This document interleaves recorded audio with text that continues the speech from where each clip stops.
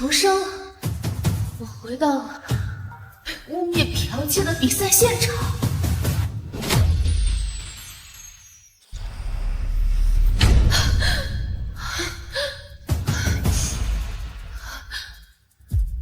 我重生了，我回到了被污蔑剽窃的比赛现场。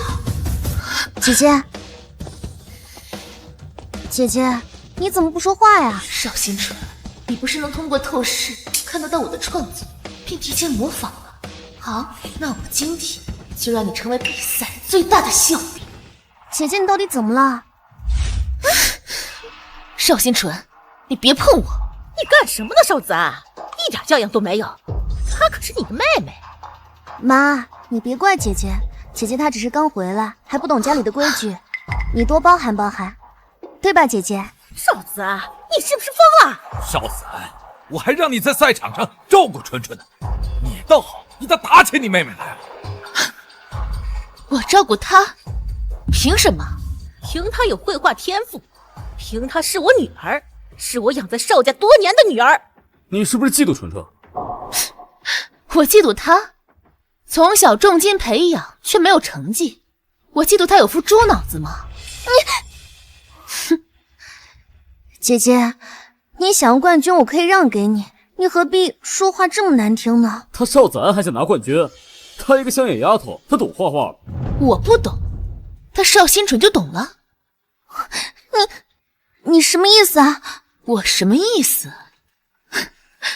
刚刚你大言不惭说把冠军给我，只怕是我闭着眼睛都比你这个只能靠家人才能获得比赛资格的关系户好。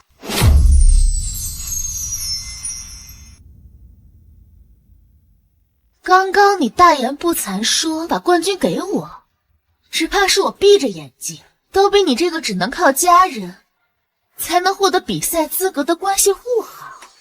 贱人，竟敢当众拆穿我！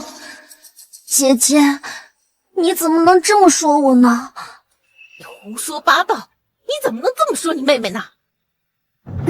比赛可是现场直播，不许胡说！我说错了吗？今天的比赛能得冠军的只能是我，邵子安。姐姐，你可以欺负我，也可以不喜欢我，可是你也不能这样污蔑自己的家人吧？邵子安，你怎么这么歹毒？见不得你妹妹比你优秀。哥，妈妈，你们别这样说姐姐。如果打我能让姐姐出气的话，就让她打吧，只求她不要再惹爸爸妈妈生气了。你只会欺负纯纯。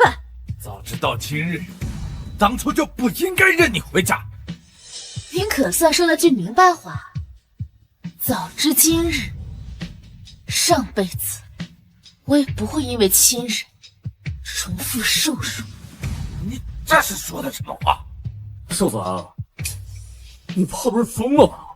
要是疯了，就别参加比赛，丢人现眼。行，我退赛。什么？你要退赛？不行，妈，不能让她退赛。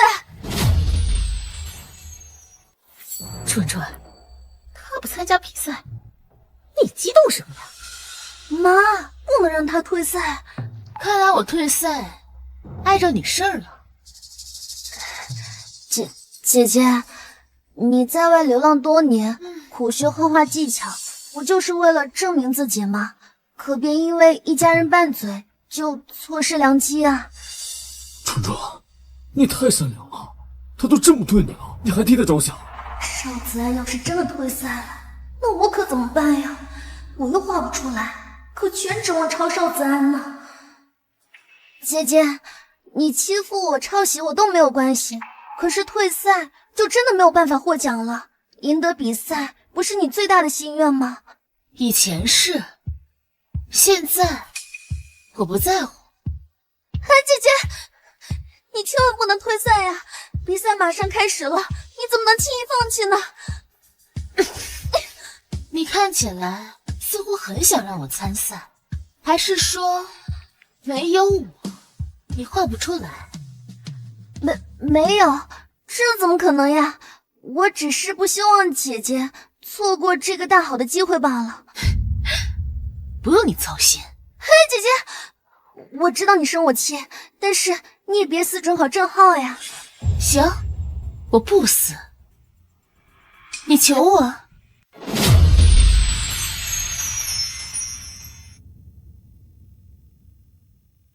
我知道你生我气，但是你也别死准考正号呀。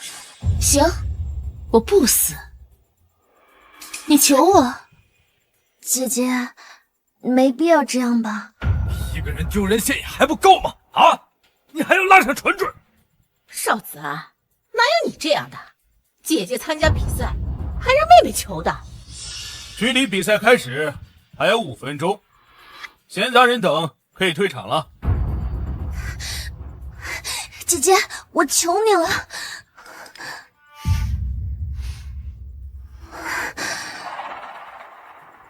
你看这地这么脏，我都没心情比赛了，先把地拖干净吧。好，我拖干净。少子安，你妹妹的手可是画画的手，你竟敢让她拖地啊你！我让她拖，我是想着叫保洁，谁想到她这么蠢。纯纯可是天之骄子，居然说她蠢，我看你才是鸡蠢无比。好，我蠢，那我走，你们俩。哎，姐姐别，姐姐你别走，我去拖干净，我拖到你满意为止。那你顺便再帮我倒一桶涮笔水吧。好，只要你不退赛，什么都行。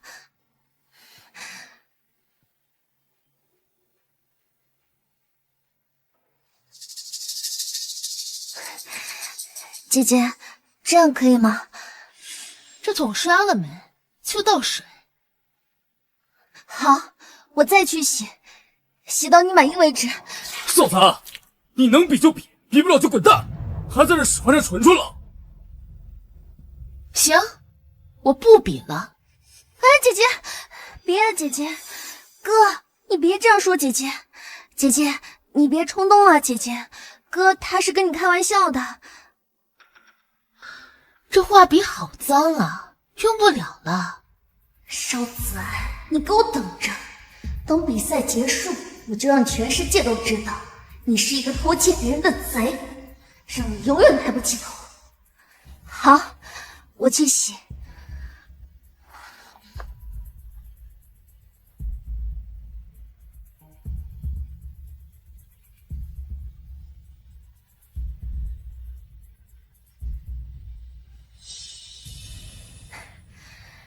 可以了吧，姐姐？比赛即将开始，参赛选手就位。行，可以开始比赛了。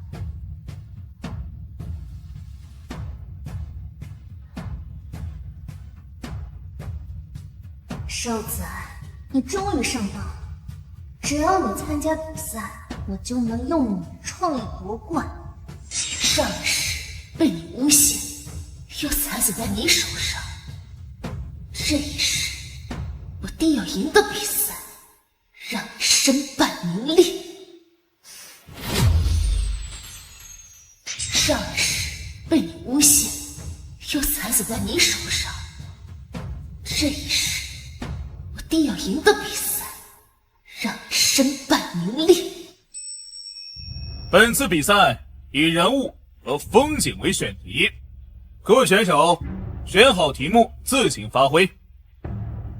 还真是难以抉择呢。姐姐，你准备画什么呀？你管我呢？你要跟我画一样的？姐姐，我就是好奇而已。以姐姐这样的才华，能画出什么惊世之作呀？人物？好巧啊，姐姐，我也正打算画人物呢。不跟我选相同的选题是画不出来吗？狗皮膏药似的粘着我选一样的。姐姐，你怎么能这样说呢？我只是觉得优秀的人连想法都是一样的。好了，诸位选手，比赛正式开始，时间3个小时。现在正式的倒计时，选好题目可可以开始创作了。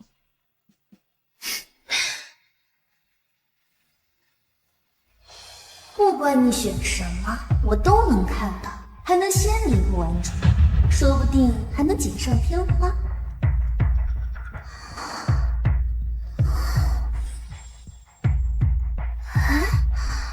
半天了，就写个名字。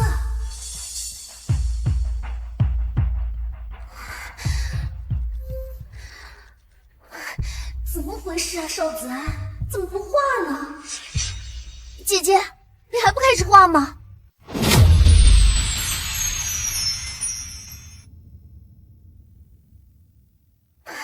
怎么回事啊，少子安，怎么不画呢？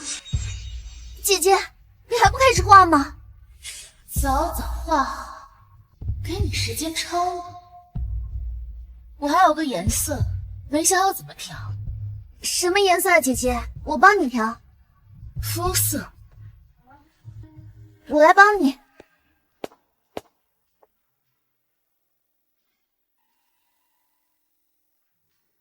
不对，这个太白了。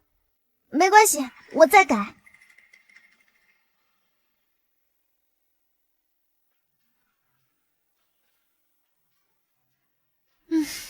不行，这个太浅了。你到底想要什么颜色？我也没想好，但是肯定不是这么白。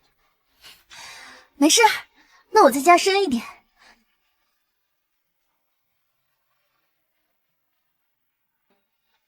没有这么深。你完没完了？你怎么这么蠢呢？我要五彩斑斓的黑，抓紧时间给我调。姐姐，你别闹了，赶紧开始画吧。我没闹啊。他怎么一点儿也不着急啊？姐姐，你再不开始的话，就真的来不及了。你画你的，我画我的，你急什么呀？我那是怕你再不开始，就真的没时间了。哦，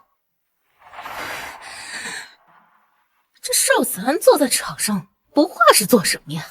少子安，你要是不画就滚出来，别在那儿坐着丢人现眼。催什么催？再催我就交白卷。什么？你要交白卷？少子安，你要是不画就滚出来，别在那儿坐着丢人现眼。催什么催？再催我就交白卷。什么？你要交白卷？姐姐，我的意思是，如果你真的交白卷的话，那爸爸又会嫌弃你丢人了。没关系，你努力给少家长长脸，加油。少子安，你到底画不画？着什么急啊？邵新纯不也没动笔呢？说你一句还顶三句，你妹妹不画那是在构思啊。我也在构思。姐姐，你就别跟我置气了，赶紧画吧。啊，你画你的，别管我。比赛时间已过半，请各位选手合理安排时间。姐姐，时间只剩半小时了，你要是再耽搁，就真的画不完了。好吧，好吧，我开始画了。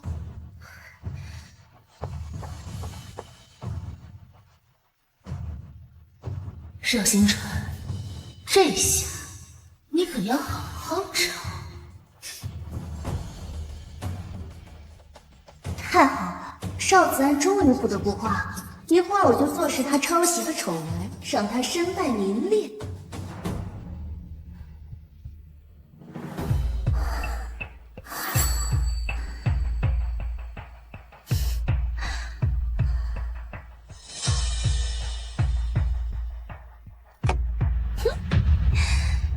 少子安，你还真有两把刷子啊！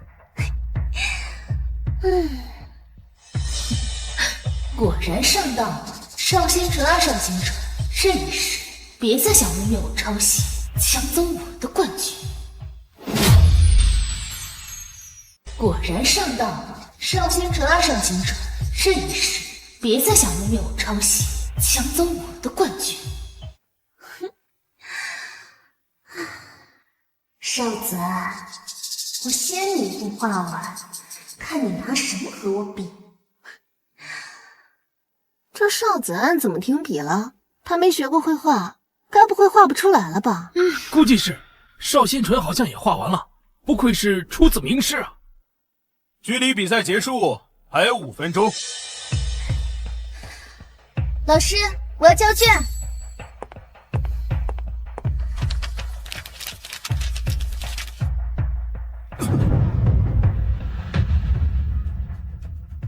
我从业30年，第一次看到如此的画作，你居然能够画出这么高水平的画作，既有艺术的想象，又有写实的意境，有创意，更有意义呀！太妙了！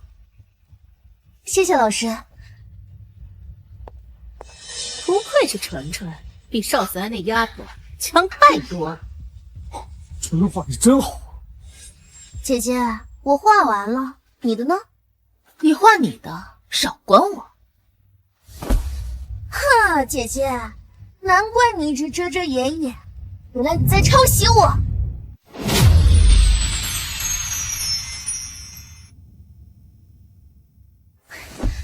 哈，姐姐，难怪你一直遮遮掩掩，原来你在抄袭我。抄袭？你说我抄袭你？对啊，你画的和我一模一样，我早就知道你会抄袭了，所以我就提早交卷了。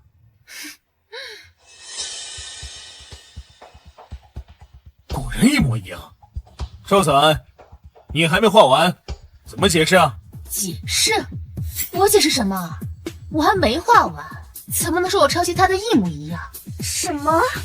没画完？哪里没画完啊？邵子安，你搞什么鬼？睁着眼睛说瞎话，大家都看见了，你跟纯纯画的一模一样。对，事实摆在面前，还敢狡辩？我们家的脸都被你丢尽。我说了，我没画完，你们这么着急干什么呀？就算你没画完，那剩下的几分钟时间也不够了吧？敢在国际赛事上抄袭他人，你是想为美术界出名吗？我没抄袭。这俩姐妹怎么还撕起来了？没想到比赛场还能看个热闹，这个丢人现眼的玩意儿！你看我今天怎么说的！教训我还没画完，你就装模作样的替天行道进来了。重来一世，邵家人居然还是只偏爱邵新纯，对亲生女儿态度一如既往的差。姐姐，你要实在不会画的话，你就说呀，何苦要抄袭妹妹的创意呢？你的创意？对啊，我先前就在家里和姐姐说过，想要画一幅这样的人像画，我还和姐姐描绘了想要画的效果呢。看样子邵子安抄袭是蓄谋已久了，连自己的妹妹都抄袭，你真可耻！邵新纯，说谎倒打一耙，可是要遭报应的。邵子安，不准你这么说纯纯！着什么急啊？我说了，我的画不可能和邵新纯的一模一样。姐姐，时间只剩下最后5分钟了，就算你重新画也来不及了。不需要5分钟，1秒就行。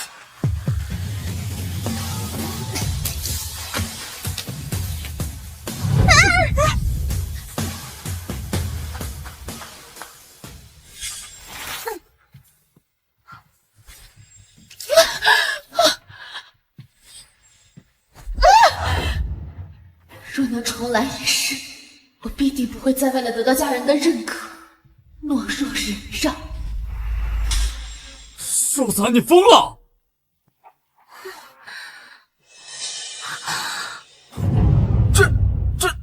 这怎么可能？邵子安的画风变了！神迹，这简直是神迹啊！这就是我要向大家展示的画作。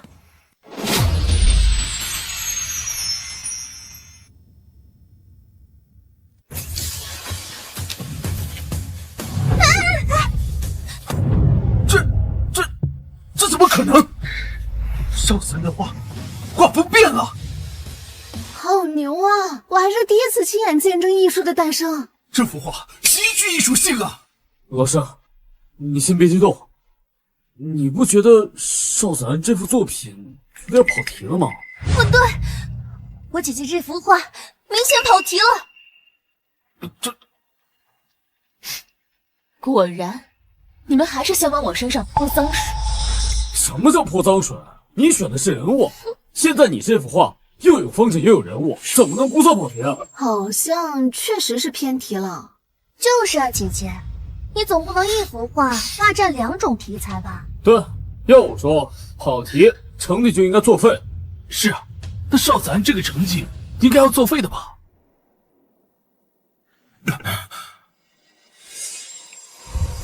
理论上来说，跑题确实是0分。不过这幅画其他地方都很好，一时间我也不知道怎么确定这幅画是张会长出的题目。等他看完之后再下定论。张会长，你是说美术协会的那个画坛巨匠张大师吗？那既然是张大师出的题，那要求更加严格了，这成绩啊肯定不作数的。重来一世，能否翻身，就看我能否通过这幅画征服那位以严苛闻名的张会长。我绝不可能跑题。画得好啊，这谁画的？这是邵家千金的。柯会长，这幅画明显跑题了。哦，没有跑题。其实我在设置人物和风景2个选题的时候，就暗设了隐藏选题。一个优秀的画家一定是动静结合，风景加人，就是这次的隐藏选题。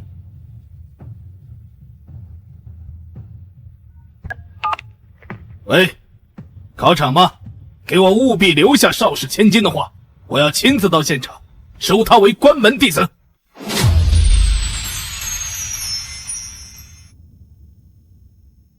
重来一世，能否翻身，就看我能否通过这幅画征服那位以严苛闻名的张会长。我绝不可能跑题。重活一世，我自然知道这次选题到底是什么，只怕在场只有我知道这个比赛还有个隐藏命题吧。姐姐，主要是我之前听说这位张会长极其的严格，最讨厌有人违规了。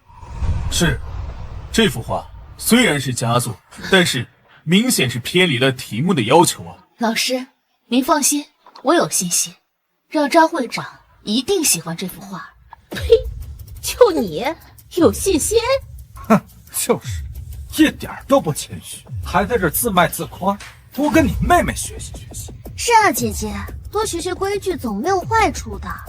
而且我听说这位张会长最讨厌那种品行恶劣的学生了，你这样自负会惹人讨厌的。纯纯说的没错，你不懂一点规矩，出门在外啊，这样说话会挨打的。我说我没跑题，就是没跑题。哎，张会长，您打电话有什么吩咐吗？什么？啊，好的。张会长看了我们的直播，要来现场收邵家千金为徒。什么？邵家千金？说的是我吗？这我也不太清楚，不过会长说是邵氏千金。张会长不是已经很久不收徒了？破格收了关门弟子，收邵小姐为徒，现场有2个邵小姐，是收哪个呀？张会长只说是画得很好的邵小姐。那还用说，肯定是我们家纯乐。这可说不定。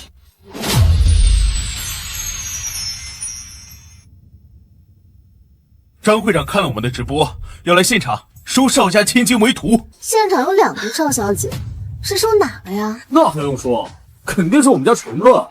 这可说不定。这有什么不一定的？难不成是你啊？你也配？我不配？那你说说，我为什么不配？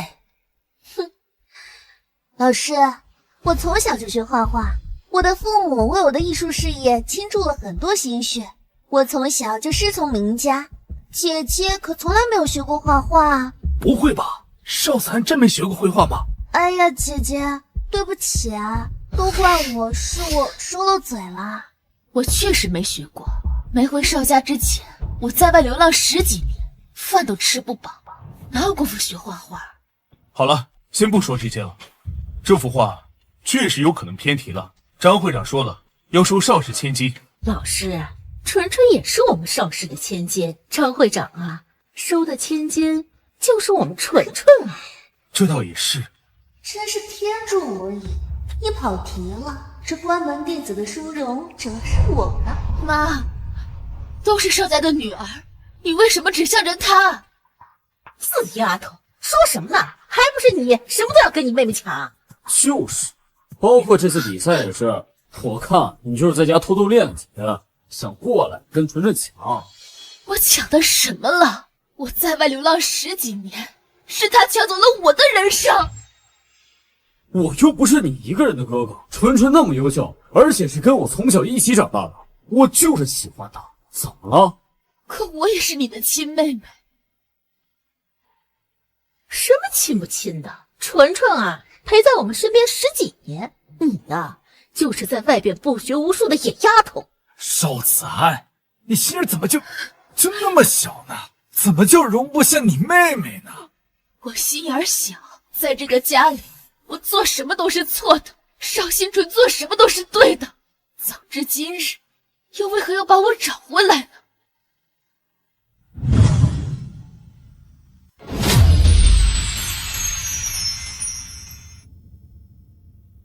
邵子安，你心儿怎么就那么小呢？怎么就容不下你妹妹呢？要我说，当初就不应该把你找回来。我看也是，邵家就这一个千金就够了，何必把我找回来？哎，姐姐，你可千万不要这样说呀！你这样说的话，父母会很伤心的。收起你那副假惺惺的样子。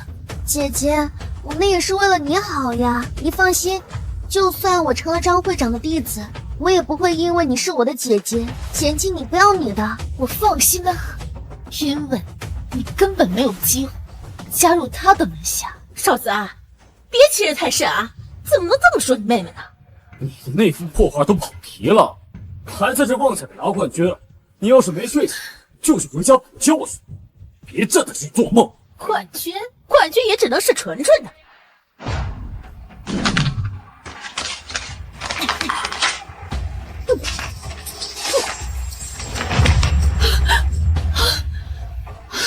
妈，你怎么撕我画呀？我就是撕了又怎么样？又是抄袭，又是跑题的，你该死！呀，你妈妈也是为了你好，这件事如果曝光出去，那你可就要丢人丢大发了。为了我好，那怎么不为了邵新纯好，撕了他的画？你说你这孩子怎么这么不懂事，顶撞父母呢？啊！看来爸妈还是对你太好，要我说就应该加法4。好，对我太好，这份好，你们谁爱要谁要。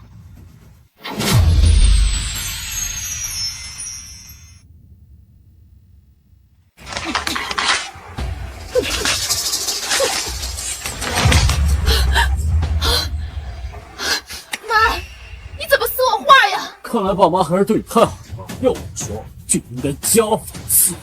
好，对我太好，这份好，你们谁爱要谁要。姐姐，你可千万不能这么说呀！你要是这样说的话，真的会被赶出邵家的。要不然这样吧，我替你向爸妈求求情，爸妈原谅你了，你就能继续回到邵家做大小姐了。你没事吧？我一个亲闺女回自己家，需要一个外人帮忙。纯纯，可别听他瞎说，你可是爸爸妈妈的心肝宝贝儿，他才是个外人。好好好，亲女儿是外人，你们邵家真是好笑。少子安，你少在这抽风，想断亲是吗？我替邵家感谢你。既然想跟我们邵家断绝关系，那以后就不用再回来了。邵子安，这么大人，可别说话不算话。前边说完，后边又反悔啊！我反悔什么？我不会反悔。有你们这样的家人，在邵家的每一秒，我都觉得无比恶心。爸妈，你们也别拦着他，我宣布，从今天开始，我只有纯纯一个妹妹。我也只有纯纯一个女儿。我们邵家就只有纯纯一个千金。对了，这要想和邵家断绝关系啊，你要和纯纯道歉。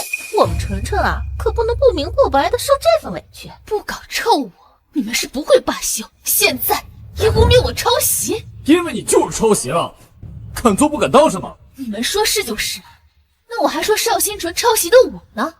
脑子有病啊，就去看。纯纯在那边作画，怎么可能看到你的画？这谁说的准？差点被他猜中了。姐姐，你别是中邪了吧？不可理喻。张会长到。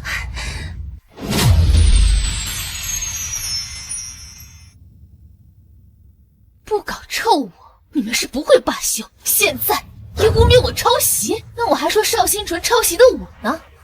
姐姐，你别是中邪了吧？不可理喻。张会长到。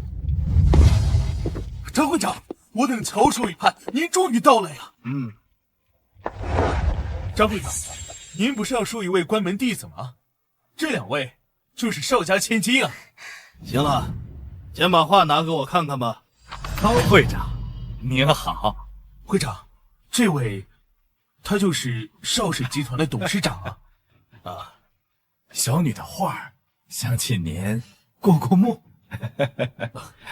你就是邵氏千金？是的，张会长，我就是邵新纯，这是我刚才参赛时做的画。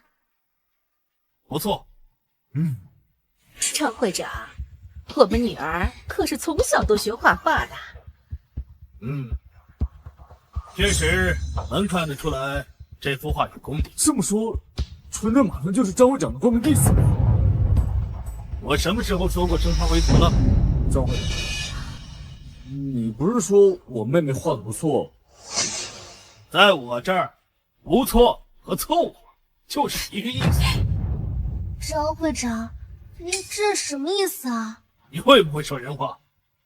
我要找的不是这幅画。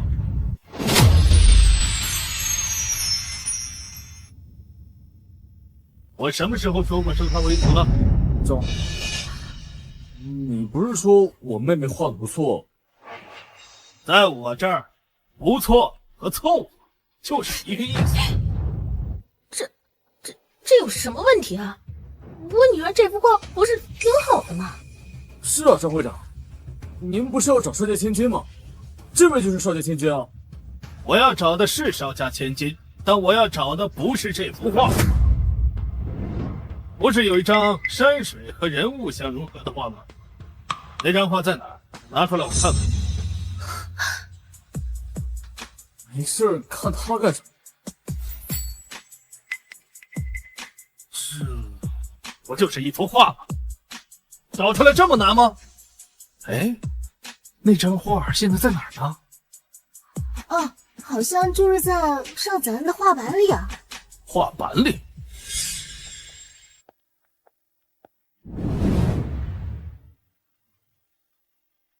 你就是邵子安？我是。能看看你的画吗？很抱歉，您可能看不了这幅画了。作为一名画师，对自己的画一点信心都没吗？因为我的家人刚刚把我这幅画撕毁了。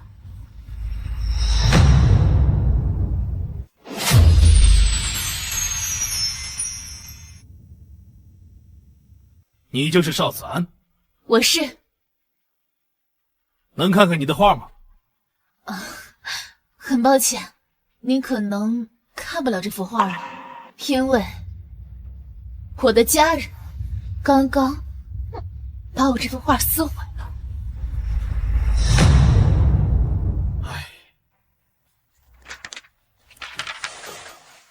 张会长，邵子安这幅画被亲妹妹指责抄袭还有跑题，刚才在家人的争吵当中悄悄给撕碎了呀。张会长，不好意思啊，让您看到了这么七零八落的画。明知道是垃圾就赶紧收下，在这暗谁的眼？就是啊，姐姐，你怎么能让张会长看到这样子的话呢？说说你的创作思路。我的想法有点大胆，我想着要有山水和人物，要不就大胆怪摸一下。果然是可造之材啊！这幅画太好了，细节完美，情绪丰富。谁撕的这幅画？是我。有眼无珠。你愿意做我的徒弟吗？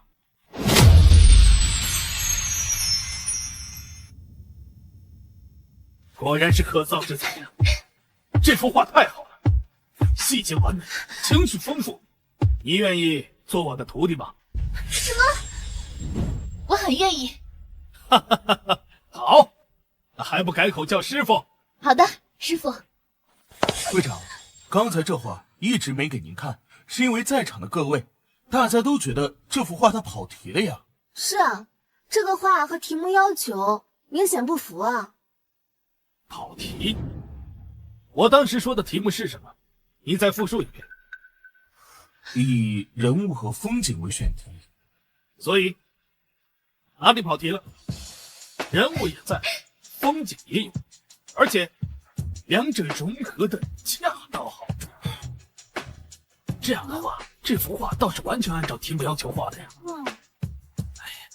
不仅按要求做出来了，而且做得非常的好。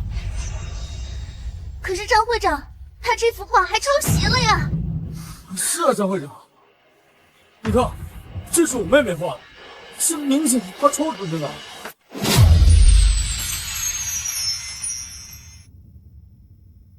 可是张会长，他这幅画还抄袭了呀！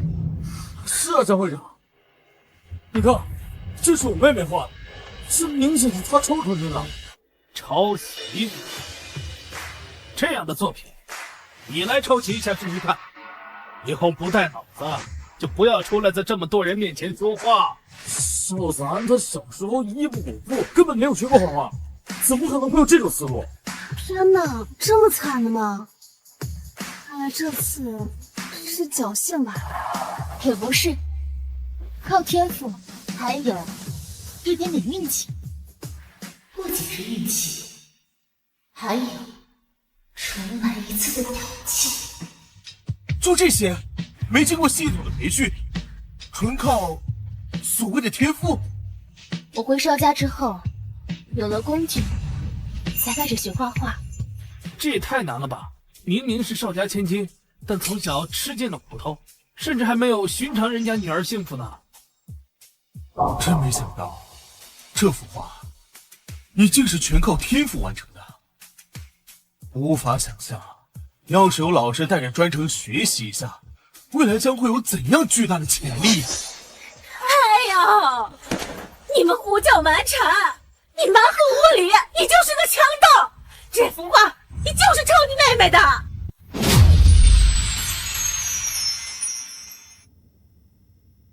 你们胡搅蛮缠，你蛮横无理，你就是个强盗！这幅画你就是抄你妹妹的！我再说一遍，我没抄袭，谁抄袭，谁全家遭雷劈。你听不懂人话吗？还躺在地上耍无赖干什么？赶紧起来啊！妈，快起来！姐姐，你怎么可以说出这样的话？爸妈平时对你这么好，你居然拿他们的生命起誓！我敢说，是因为我没抄袭。至于你，我才不会说出这样的话呢。正好今天张会长也在，姐姐心里要是实在不舒服的话，就打我呀！好疼！你干什么？乖女儿，你摔疼了吧？少子安，你个没良心的东西，一次又一次的伤害你妹妹！老天有眼，我都没使劲儿，是他自己借力摔倒的。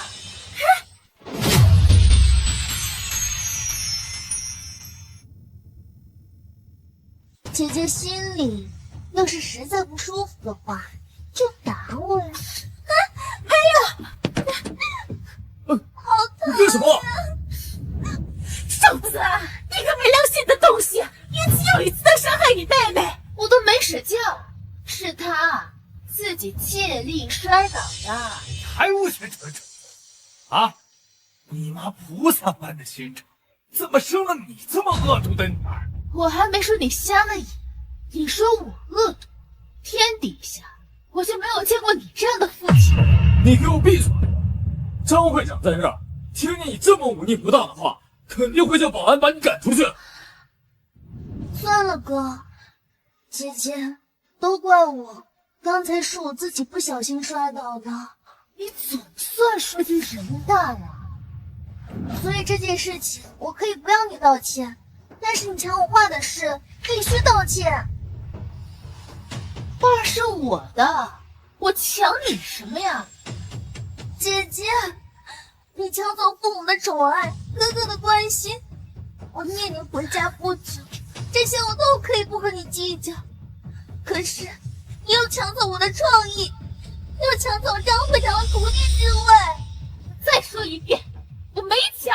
你喊什么？像个蠢人怎么办？就是，还不行。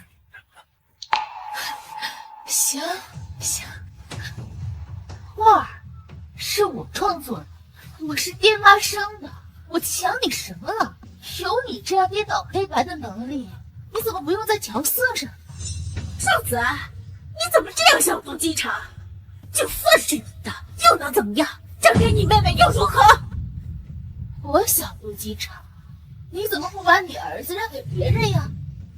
刚刚还说让我跟邵家断绝关系，不要后悔，现在又说她是我的妹妹，难道说你们看到我拜入张大师的门下，想套近乎吧？哈哈哈哈！好徒弟，直性子，我喜欢。下周有个画展，你要是有时间，到时候跟为师一块儿去作画去。谢谢，乐意之极。咱们师徒之间就不必这么客气。我突然来站了，又是关门弟子，又是联合办画展，他真成一飞冲天了！不行，我不允许！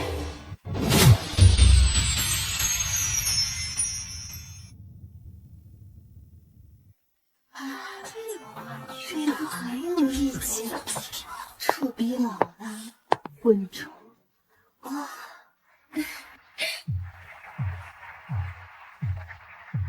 感谢诸位前来参展，我是邵子安。这幅画是我和我师父共同完成的，今日在这里首展，请各位自由参观。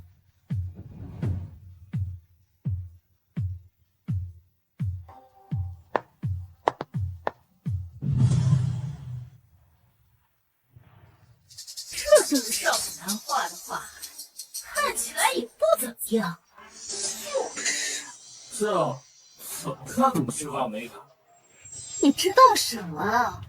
这可是邵子安的首展。首展？那也是，他之前也没画过画，可不就是首展吗？什么？他之前没画过画？就是，邵子安整天之间的行为，还抄袭我妹妹的创作。但他可是张会长的学生。唉，谁知道他们之间有什么不正当的关系啊？那怎么会在这里演出啊？这可是国家最顶尖的画展。可不是嘛，多少人学了1-20年都还没机会来呢。他凭什么能把画挂在这场画展最好的位置上？不公平！他先是在比赛上窃取了我的创意，然后呢，又巧舌如簧的让张会长收他做了徒弟。谁知道他现在又用了什么下作手段，才获得现在的资源呀？真下作，下的作。要我说啊，活该烧了他，跟着风气，就是烧了他，烧了他，烧了他，烧了他，烧了他，烧了他。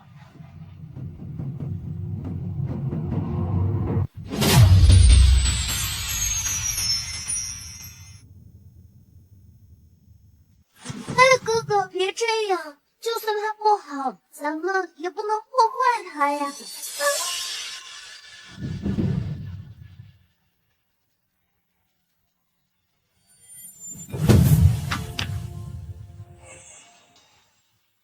少仔，我得不到的，你也不配拥有。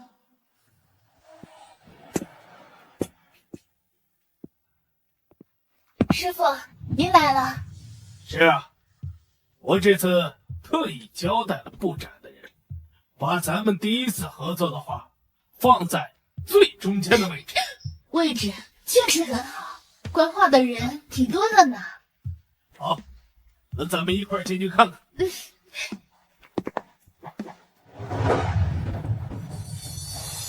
这怎么回事？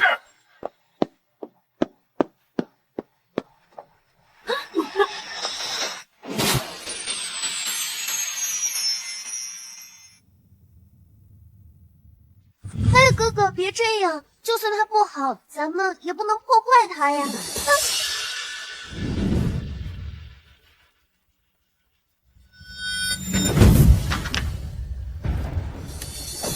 这怎么回事？啊，这怎么回事？哎呀，怎么会这样啊？这幅画德不配位，被不小心点燃了，也是罪有应得。这是国内数一数二的画展，张会长眼里容不得一点沙子。没有质量的画，怎么可能出现在这里？质量再好，这马上也要化为一片灰烬了。有空在这里科普，还不如赶紧找水抢救呢。你这样的人，我见多了。张会长，我敬重你，你却上来就打我。邵新纯，真是不巧，你刚刚拿着打火机泼向画布的时候，我和师傅刚进展厅，恰好就看见了。哼！早知道你这么蛇蝎心肠，我就不该来让你参加这次画展。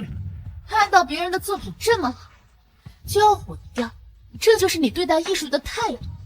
随你怎么说吧，反正你现在没了作品，就要被除名了吧？你不会真以为你能这么随随便便的毁掉我的画吧？感谢你帮我完成了最后一笔。你好，能借下你的扇子吗？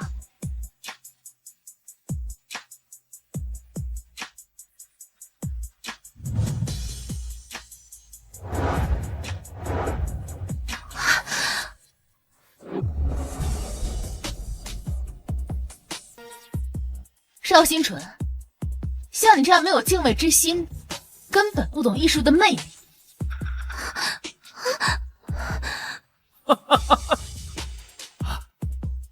太好了，原来是这样。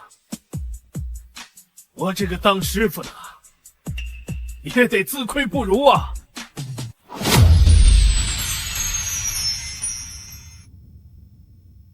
感谢你帮我完成了最后一笔。你好，能借下你的扇子吗？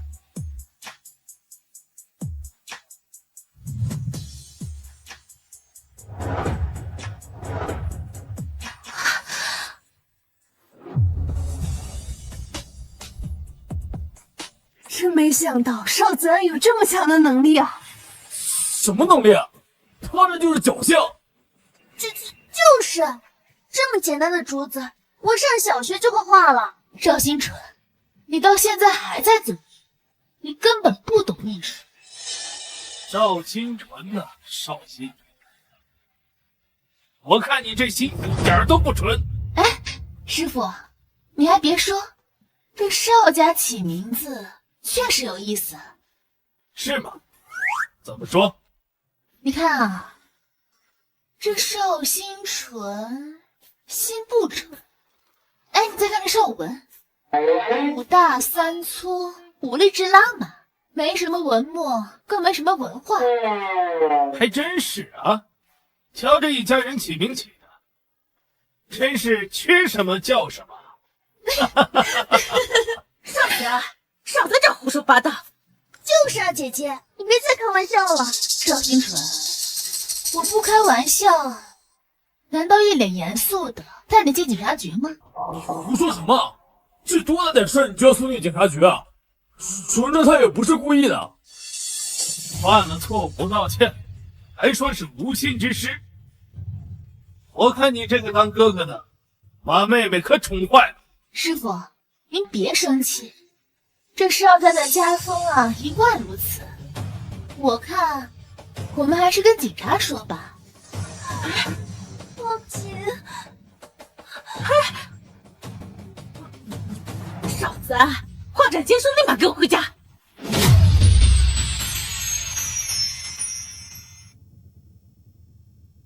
犯了错不道歉，还说是无心之失。我看你这个当哥哥的，把妹妹可宠坏了。我看，我们还是跟警察说吧。抱姐，少子安，画展结束，立马给我回家。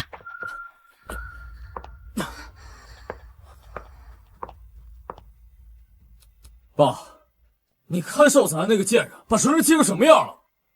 这又是怎么回事啊？你们不是去看画展了吗？这到底是怎么了啊？还不是因为那个少子安故意针对纯纯，害得纯纯晕倒。那你们不是胡闹吗？晕了还不赶紧送医院啊？这要耽误了病情怎么办？爸，我没事的，我休息休息就好了，不用去医院。肯定是被少子安气的，一下血压上来了，然后就晕了。纯纯，你可把妈妈吓坏了，要是有什么不舒服，赶紧给妈妈说啊。放心吧，妈，我没事的，我只要休息休息就好了。少子安那个女人回来，我一定要跟她算账。行了行了，孙妈，赶紧拿杯热牛奶过来，让二小姐喝了。好的，先生。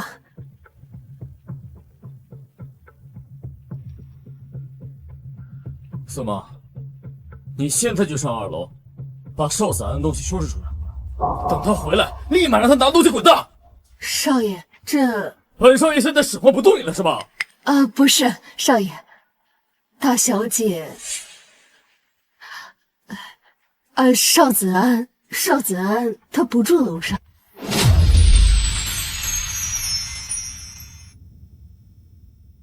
孙妈，你现在就上2楼，把少子安的东西收拾出来，等他回来，立马让他拿东西滚蛋。少爷，大小姐，少子安，他不住楼上。什么？不住楼上住哪里啊？就是啊，难不成他住在地下室啊？你怎么不说他住狗窝啊？行了，别胡闹了。金妈，你赶紧说，大小姐到底在哪儿住？大小姐，她住车库。车库？车库那地方不仅没窗户，连空调和暖气也没有啊，她怎么住那儿啊？就是，车库里边什么设施都没有，家具也都没有。是，之前二小姐说她缺一间画室，大小姐就把房间腾了出来。后来太太又说她缺一间衣帽间，所以大小姐她又搬了一次。再后来，我说书房要扩大，可是我让她把1楼去住了呀，没说让她去住车库啊。一楼那间房被大少爷征用，拿去给二小姐的小狗皮皮住了。然后他就问我住哪里，我说哪里不能住啊，我就随便指了指车库，谁知道他真的住车库里。好你个败家娘们儿啊！我少下的千金，你让她去住车库，这事如果传出去，人家不得把大牙给我笑掉了？爸，现在住都住了，说这些还有什么用？就是啊，老公，你可别忘了，刚刚少子安在外边欺负纯纯，你要替我们出气啊！好吧，一会儿等他回来，我们问清楚。什么？你先下去吧。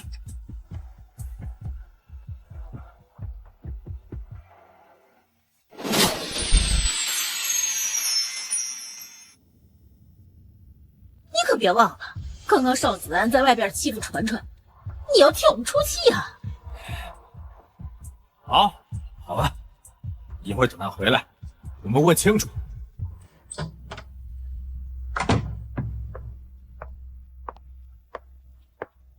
找我回来什么事儿？你说呢？刚刚在画展是怎么欺负纯纯的？你自己说。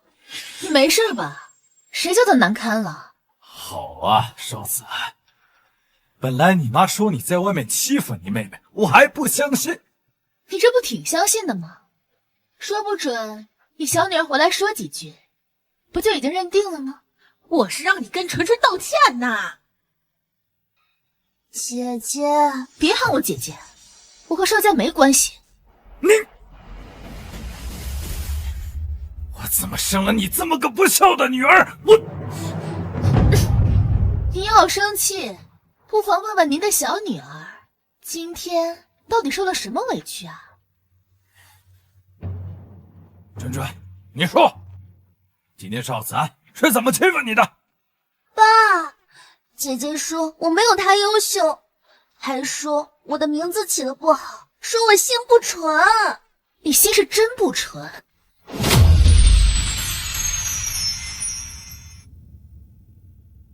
纯纯，你说，今天邵子安是怎么欺负你的？爸，姐姐说我没有她优秀，还说我的名字起得不好，说我心不纯。你不是说我今天骂你了吗？你怎么不讲讲前因后果呀？别说什么前因后果，纯纯受的委屈还不够多吗？行，您不说，那我说。今天邵新纯在画展上烧了我的画。什么？纯纯，这是不是你做的？不是的，爸，我那是不小心，我不小心把那个火苗挨着画了。爸，是他，谁叫他拿那么易燃的东西作画？你要不要听听你自己在说什么？就是，沙画就不容易被烧着，你怎么不画个烧不着的画呢？我可算知道你这个蛮横不讲理的样子跟谁学的了。随你怎么说，反正画被烧了，你就等着被除名吧。这话是不是你说的？先烧画，后恶语相向。我师傅说你心不纯，有什么问题吗？师傅，这话是张会长说的。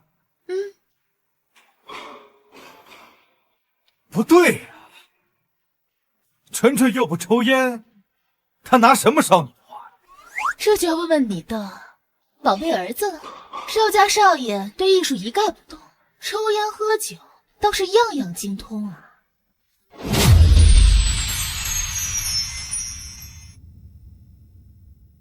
纯纯又不抽烟，他拿什么烧你的画？这就要问问你的宝贝儿子了。邵家少爷对艺术一概不懂，抽烟喝酒倒是样样精通啊。你好端端骂我干什么？那你好端端的拿打火机干什么？那幅画又不是我一个人看不上，是大家都觉得不行。我也只是把打火机拿出来，就算我不拿出来，还会有别人烧的呀。您听见了吧？邵家少爷递工具，邵家小姐行动，邵家夫人助纣为虐，3个人合起伙来欺负我一个外人。少儿，这是不是真的？说！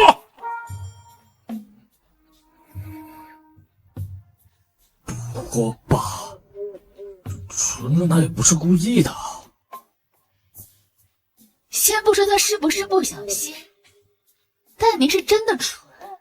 如果我刚刚报警，邵新纯现在恐怕在等着你们去捞他吧。子安，你是个好孩子。多亏了你，没让我们邵家的颜面扫地啊！老少，你个王八蛋，在你心里只顾着邵家的颜面。你给我闭嘴！坐下。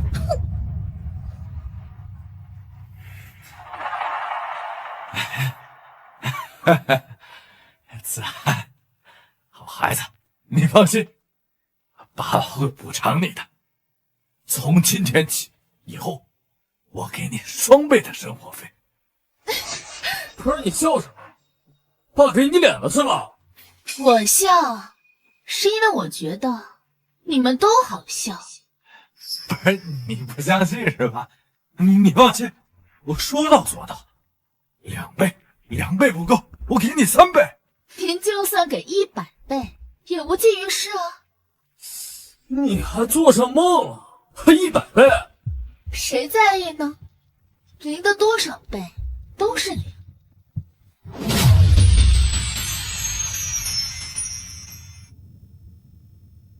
爸爸会补偿你的。从今天起，以后我给你双倍的生活费。不是你笑什么？爸给你脸了是吧？你放心，我说到做到，2倍，2倍不够，我给你3倍。您就算给100倍，也无济于事啊。零的多少倍都是零。0？少咱，你少在这装可怜啊！你进邵家这么多年，邵家哪一次没给你生活费？是啊，我和纯纯每个月都会有20万的零花钱，逢年过节还会有更大的红包。你没有？说到这里，却让我想起来回到邵家的那一年。爸爸妈妈，谢谢你们。那今年生日我就和同学出去过了。好，哎呀，我们纯纯的也长大喽。新的1岁，老爸祝你天天开心。谢谢爸爸。好了，纯纯，你赶紧去啊，庆祝庆祝。哎，我昨天都给孙妈交代过了啊，那个大红包就已经放到你的床头柜上了。好。哎呀，爸，你就别啰嗦了。纯纯一大早起来就看到了。过生日还有红包啊？是啊，姐姐，这是我们邵家的传统，每年过生日，爸妈都会发压岁钱庆生的。没错，而且是年龄越大，红包越大。我今年就拿10多万呢。10万块，那得用多大的红包装啊？土包子，肯定是支票啊！谁往红包里面装现金？这小子，子安，你这不是刚回来1个多月吗？没关系，等你过生日啊，妈妈也给你包个大红包。妈妈，我生日在前天，已经过了啊，过了吗？那明年妈妈一定记得。主要是你刚回来家，妈妈有点不习惯呢。后来，别说第2年，甚至至今，我都没有见过我的生日红包。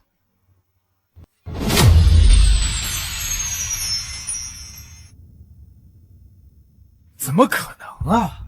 这么些年，我一直没给你生活费。你别看我，这生活费一向都不是归我管的。孙妈，你过来一下。这么些年没给你生活费，你都是怎么过来的？先生，大小姐她每天放学都去邻居家做家教赚钱，有时候回来早了，还会收集家里的废品拿去卖。原本卖废品该是我的外快，但这家的小姐实在是太可怜，我一个保姆都不忍心和她抢。回到邵家这几年，我没花过邵家1分钱，没住过邵家1间屋子。我觉得作为女儿，做到这个份上，你们也应该很满意。结果，因为一个养女，3番5次的挑我事，邵新纯有一个不顺心，就推到我身上。也不能这么说啊，不这么说，那怎么说呢？邵新纯到底是你的养女，还是你的亲生女儿啊？怎么可能是我亲生的？老公，你知道的啊，咱们俩一共就生过2个孩子，你没生过2个孩子，你生过几个？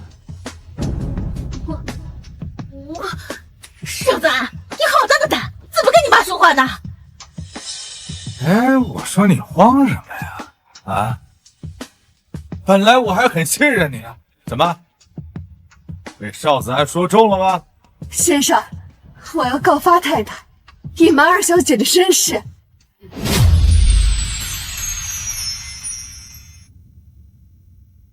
先生，我要告发太太，隐瞒二小姐的身世。什么？二小姐什么身世？二小姐是太太和其他男人生的。孙妈，饭可以乱吃，你话不可以乱说。少爷，我不敢撒谎。你还记不记得小时候，有一年放暑假，太太把你送到夏令营，好几个月都没回家。孙妈，你是家里的老人，我信得过你。说。先生，我不敢扯谎，我在邵家20多年，勤勤恳恳，本本分分。孙妈，太太，你就是再威胁我，我也必须说出实情。真是没想到，还能遇上一出好戏。先生，二小姐是太太亲生的，有一年您出国做生意，整整1年都没有回来。等我回来之后，你就告诉我说，你实在无法忍受少子安走失的痛苦，你就去领养半岁的女儿回来。你出国没多久，太太的肚子逐渐大了起来，没过几个月，她就回娘家住了好多天，再回来时就带着二小姐回来。起初我也不敢相信，就在前不久，我听到太太和别人打电话说起这事儿。你这个贱人！不，这一定不是真的，你在骗人！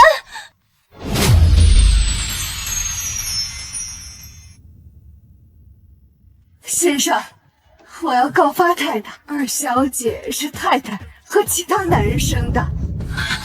不可能啊！你自己说，到底什么情况？老公，我错了，我真的知道错了，当时就是一时的鬼迷心窍。一时鬼迷心窍，让邵家替你养了20年的女儿。老公，我真的知道错了，请你不要再牵扯纯纯，她什么都不清楚，她是无辜的，还上演上母女情深了。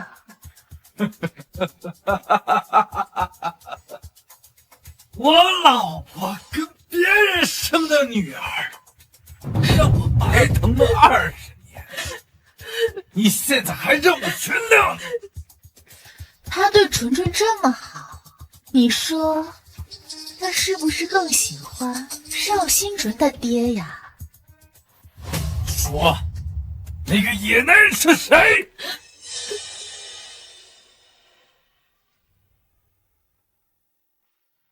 你还有心情吃啊？我为什么没心情吃？我又没有养野男人，还不是野生的。你来一把不？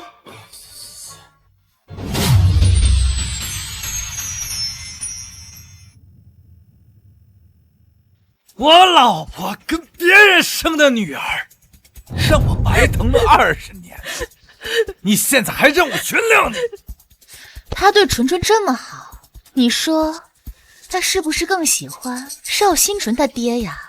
不，爸爸，这一定不是真的。我是邵家的养女，才不是妈妈和野男人生的孩子呢。我不是你爸，你别叫我爸。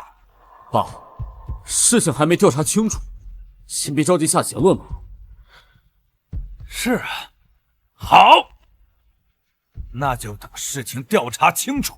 如果查出来，他真是你亲生的，你们母女俩就要从我邵家给我滚蛋！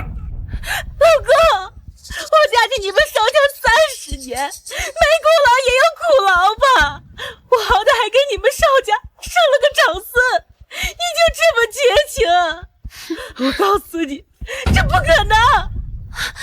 爸，这20多年来，我早就把你当成亲生父亲了。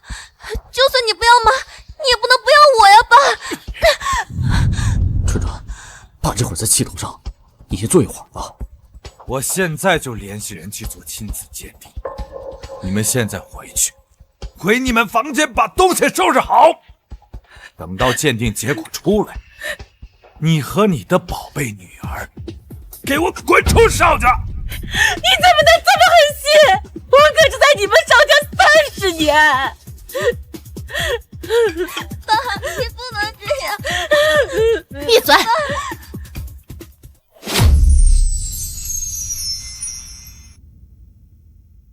等到鉴定结果出来，你和你的宝贝女儿给我滚出邵家！你怎么能这么狠心？我可是在你们邵家30年。爸，你不能这样！闭嘴！喂，师傅，怎么了？好消息啊，你的暗夜金烛在画展上被人看上了，要出高价买呢。师傅，这是我们合作的画，您拿主意就好。我们的合作呢，都已经付之一炬了，少剩下的呀，可都是你自己的想法。这也多亏师傅的教导。师傅，您看要卖吗？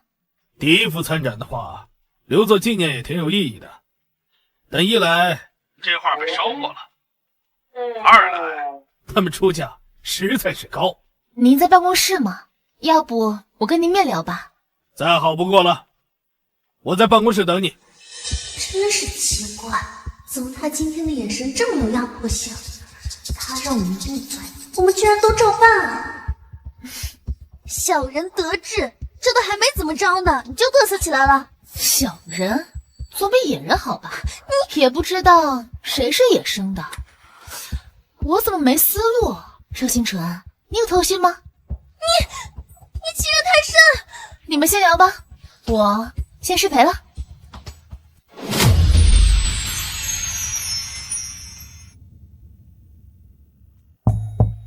邢进，师傅，子安，你来的挺快啊。我挂了电话就马不停蹄赶来了，画是什么情况？劳烦你展开说说。有个年轻人要买你的画，展馆的人说他不卖，不过呢，他却一直要争取一下。年轻人？可我也不认识什么能出高价买这幅画的年轻人啊。对方出价200万，对一个画家来说，第一次参展的画能卖这个价钱，实在是难得呀。200万是挺高的了。就是因为对方出价太多，我实在无法拒绝，这不就特意给你叫过来了。师傅，这个价格没有犹豫的，卖吧。行，我马上跟他联系。好。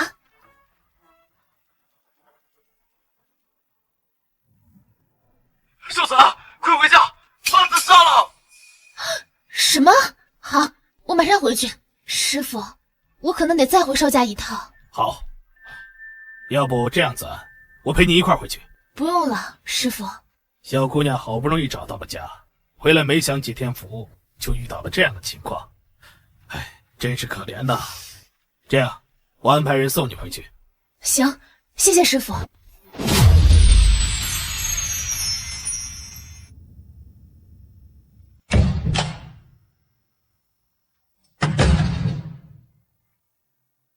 您还好吧？哎，子安，你回来了。你妈在楼上卧室，你要不要先去看看她？等会儿再去吧。自从我上次回家之后，我就发现您看重的只有邵家和邵家在外的面子。亲生女儿被养女欺负，被偏心，您不在乎，您只担心我会不会在外丢脸。我对邵新纯好，只是我感觉他能够在比赛上获奖，能给我们邵家争光啊！但你也没想过，我也很优秀，我也能获奖，我也能被认可，也能让你脸上有光。你是想让我说我错了？你早就无药可救了。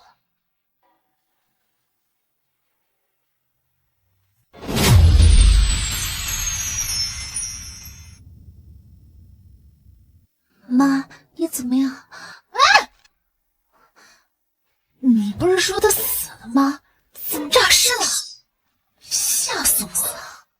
跟你说的是人上吊，没说人没了。也是，他也不会真把自己弄死。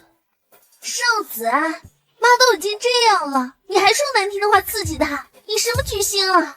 怎么了？允许你今天说谎，不允许我说句真话了？叫你回来是干嘛的？能不能说说你的大小姐脾气？干嘛？看热闹啊！不然你以为我来干嘛？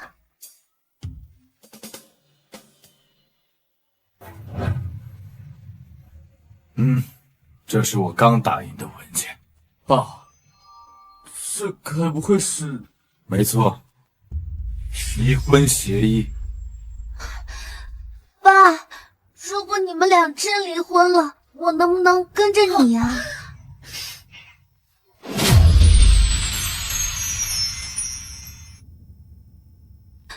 爸，如果你们俩真离婚了，我能不能跟着你啊？春春，你怎么能这么对妈妈？我不离婚，我生是邵家的人，就算是死，也要埋进邵家的坟。一家子恶人，你是不是觉得有我没我都不会影响你在邵家当少爷的身份？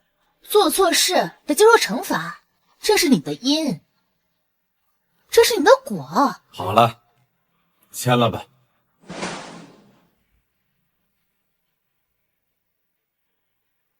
我不签，我死都不会签的。我的儿子，我的女儿都在邵家，你不能赶我走。我也不是一点情义不讲，你现在手里的资产你可以带走，也够你后半辈子活的了。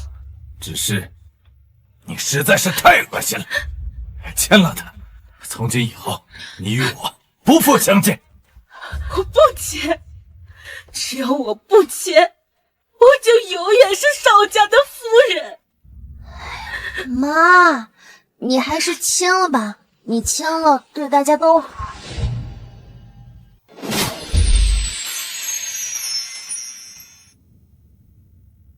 我不签，我死都不会签的。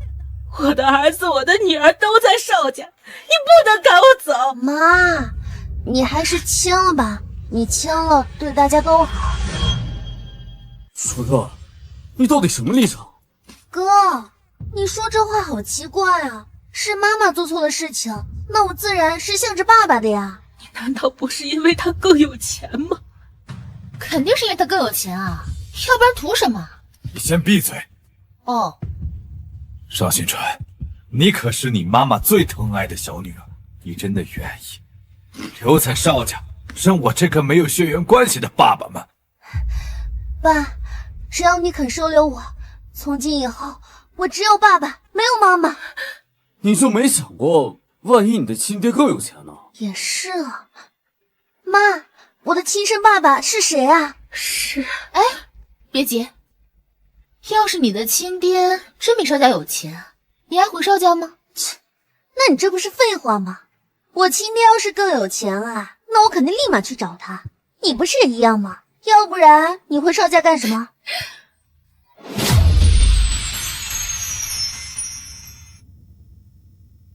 要是你的亲爹真比邵家有钱，你还回邵家吗？切，那你这不是废话吗？我亲爹要是更有钱啊，那我肯定立马去找他。你不是也一样吗？要不然你回邵家干什么？春春，你怎么可以这样？意想不到吧？邵家养了20多年的女儿，竟然不配为人。我真的知道错了，我早知道你是这样的白眼狼，我当初都不应该生下你。哥，你也别装什么大尾巴狼了，你不是也毫不犹豫的就舍弃妈妈了吗？是，我承认我不是什么好人，但是你不一样啊，春春，你从小那么善良。哎，等下，听到这话，我怎么感觉是在夸邵子安我呢？哥，你知不知道我这些年为了装成一副善良的样子，付出了多大的努力？你这么多年都是装的。没错，我就是装的。邵子安住车库是我一手安排的，哦，还有他比赛也是我无限他抄袭的。还有画展上那幅画，也是我烧的。邵新纯，我没想到你是这种人。你没想到的事儿还有很多呢。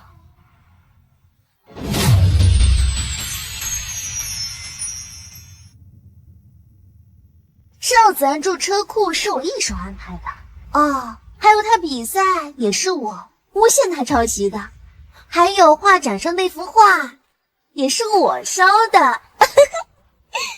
邵新纯，我没想到你是这样的人。还有更多你想不到的呢。哼，竟被一个装可怜的贱人骗了20多年了，我们父子还真是蠢到家了。既然说到这里，那我再补充一下。你接着说。自从我回邵家之后，我可从没欺负过邵新纯，什么涂他的画了，在学校欺负他了，天地良心，这都是邵新纯为了倒晦气，倒打一耙污蔑我的。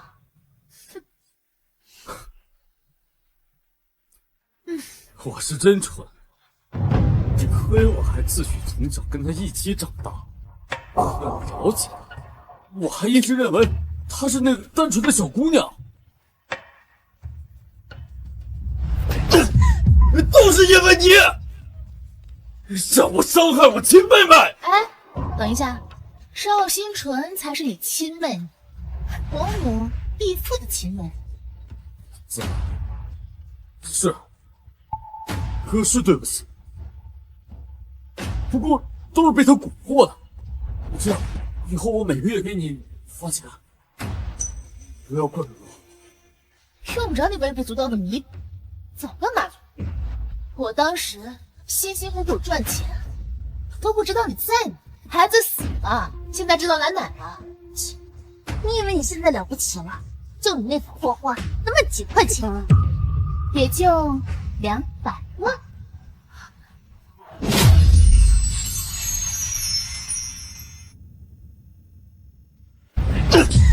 都是因为你，让我伤害我亲妹妹。哎，等一下，邵新纯才是你亲妹妹，伯母必父的亲妹妹。你以为自己现在了不起了是吧？就你那幅破画，那么几块钱啊？也就200万。200万！早知道你有这么大的能力，我早该把你找回来了。你怎么现在后悔？晚了。子安，是邵家对不住你。等爸爸料理完这摊子事儿后，我会好好补偿你的。不用了，我最需要你们的时候已经过去了。小时候我就在想，别人都有家，我没有。当时就在想，我的爸爸妈妈怎么还不来找我？我在大街上捡瓶子卖废品，寒冬腊月，我冻得发抖。好心人把我送到了福利院。有可能我小时候就想过死吧，但是我又想起来，当时是妈妈让我站在那里等她，可我等了好久，她都没有来。你是说，你走着的时候是跟妈妈在一起啊？我是看着妈妈出门，偷摸跟出去的。我看着妈妈跟一个男人抱在一起，她发现我惊慌失措，告诉我让我在原地等她。结果下了好大的雨。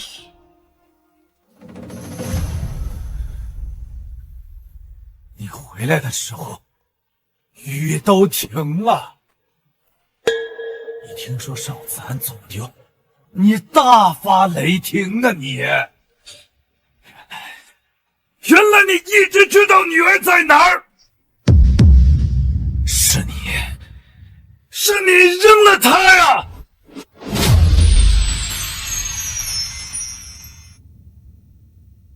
我看着妈妈跟一个男人抱在一起，她发现我惊慌失措，告诉我让我在原地等她。结果下了好大的雨。原来你一直知道女儿在哪儿，是你扔了她呀！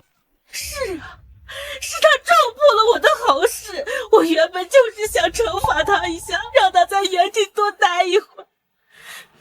没想到我再去找他的时候，他已经走丢了。我记得你好像是3天后才出去找人。他还要感有你爸爸才会心灰意冷抛下这个家去国外打工，我才能顺利的生下纯纯。贱人！早知如此，刚才就应该让你吊死。今天这婚必失礼，签了他。你休想！不签是吧？好，我现在就赶走邵新春。还有邵文，明天你不用去公司上班了，你所有的股份全部收回，咔，全部停掉。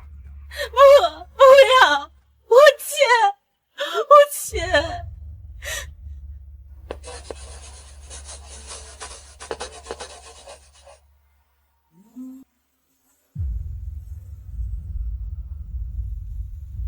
从今往后，你与我与邵家再无瓜葛。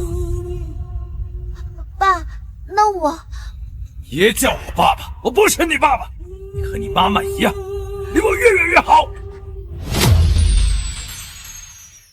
子安呐，你还是搬到1楼住在家里啊，还是好一些。爸，这种事情你要不还是问问子安的意见吧。子安，你说呢？我不想。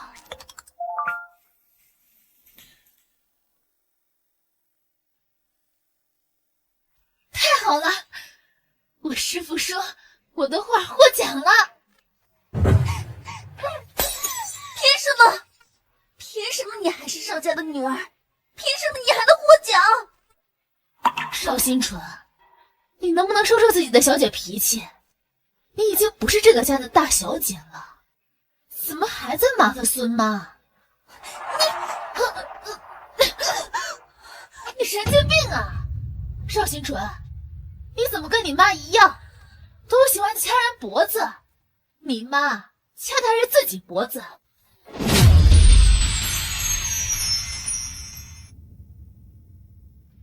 邵新纯，你能不能收收自己的小姐脾气？你已经不是这个家的大小姐了。你神经病啊！邵新纯，你怎么跟你妈一样，都喜欢掐人脖子？你妈掐的还是自己。我师父可能还要在直播宣传一下，我就下去看一下。走啊，咱们一起啊。邵新纯，你就不要去了，留在房间跟你妈妈收拾东西，收拾完也不要打招呼，直接走。我们再也不想见到你们。爸，你太残忍了！那今天的直播呢，我要给大家分享2个好消息。第一，我新收的小徒弟邵子安的画，今天获奖了。第二，我要退休了，计划呢，让邵子安接任美术协会会长的位置。我妹妹真厉害啊！真是好消息啊！太好了，子安，爸爸恭喜你。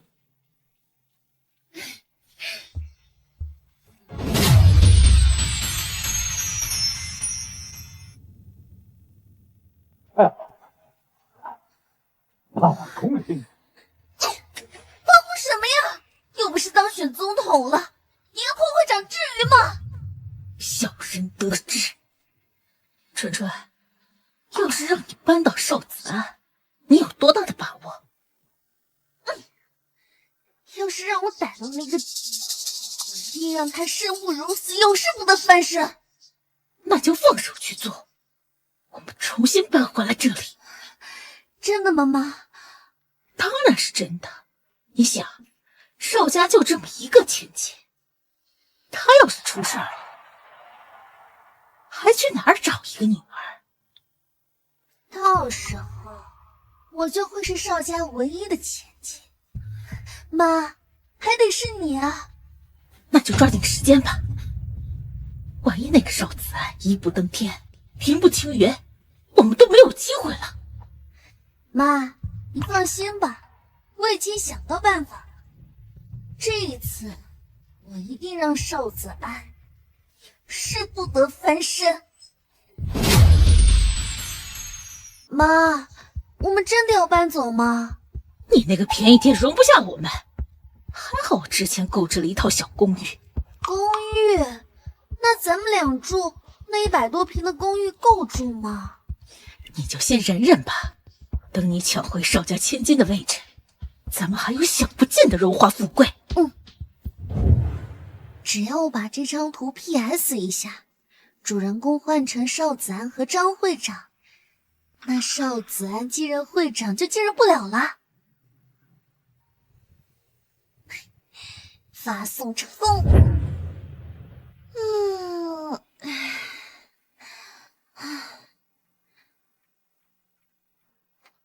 搞什么呀？还有实名认证？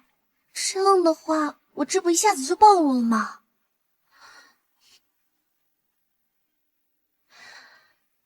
这张照片我 P 的天衣无缝，肯定没问题。实名就实名。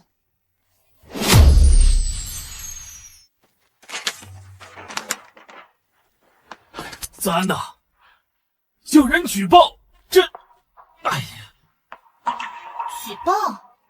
举报什么？我真是不敢相信，这世界上怎么会有这么恶毒的人？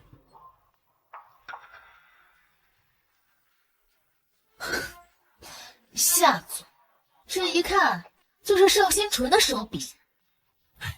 还真是他，他实名举报，我俩关系不正常，没事，师傅，这个事情交给我，你只需要回家告诉师娘，不要提起谣言就行。还真是，子安呐，你可知道，一日为师，终身为父，师傅肯定不会有这么龌龊的思想。我知道的，师傅，您的人品大家有口皆碑的。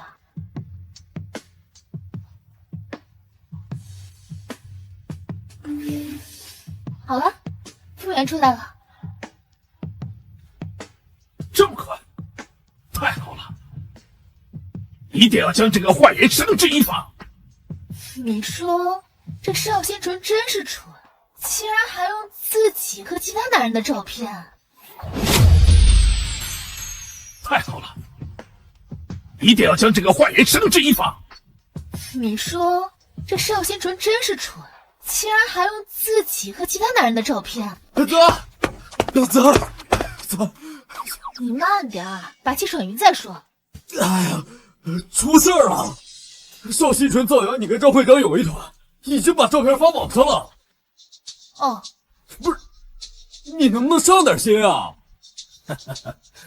小邵啊，不用这么激动，雷叔协会已经发表了声明了。那就好。啊，虽然这种事情子虚乌有，但是难免会有没脑子的人相信啊。不仅是美术协会的人发表了澄清通告，我报了警，侵犯名誉和造谣，让邵新纯跟警察说去吧。干得漂亮！像这种坏人就应该让他绳之以法。对了，还有画展上烧画的事儿，也一并告诉警察。展会上的视频，我们这儿都有。好的。就是那个照片要是还原的话，要不要也一起出去？还原是还原了，但发出去不太好吧？有什么不好的？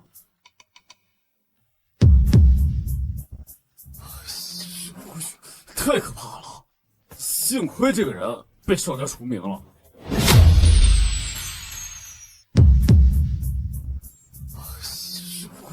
太可怕了！幸亏这个人被少家除名，还是现在的妹妹好，温柔可人，美丽大方。别念经了。哎，子安，我一直没有问你家里人的情况，你是原谅你家人了吗？没有，师傅。现在我有热爱的艺术、画画协会的工作，还有对我好的师傅，我已经不打算回邵家了。为什么呀？子安，你为什么回邵家？天他妈了！不回邵家是因为我之前做了一个梦，梦里我被邵县城冤枉，你们都不相信我，还把我给抹杀了。就因为一个梦，那梦很真实的，你就当我一朝被蛇咬，10年怕井绳。再说了，我不回邵家，我还能继续追寻我的艺术啊。哎，对了，子安，现在有一个出国深造的机会，不知道你有没有兴趣？太好了，师傅，我想去。真的？